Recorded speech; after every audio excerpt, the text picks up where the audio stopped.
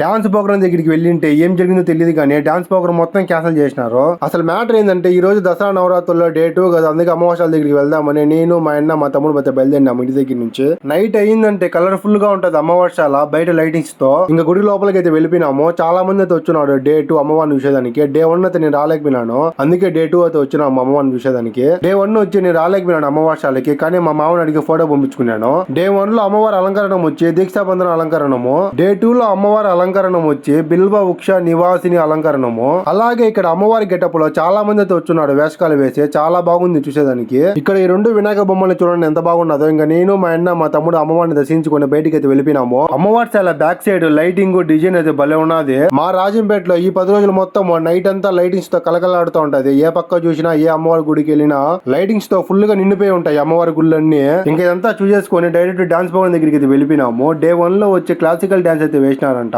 నేనైతే వెళ్ళలేదు, నాకు మా మామ అయితే పంపించాడు ఈ వీడియో. ఈ రోజు వచ్చి డాన్స్ ప్రోగ్రామ్ అంట డే 2. మేము వెళ్ళేదలగా పాటలు పాడుతూ ఉన్నాడు. సడన్ గా ఏమైందో తెలియదు కానీ ప్రోగ్రామ్ క్యాన్సిల్ చేపించేసి ఎవరి పాటు వాళ్ళ ఇంటికి అయితే పంపించేశారు. ఇంకా డే 2 వచ్చి ఇంతే. నెక్స్ట్ డే 3 లో కలుద్దాము. అంతవరకు సబ్స్క్రైబ్ చేసి పెట్టుకోండి మన ఛానల్ ని. ఓకే మరి ఉంటాను.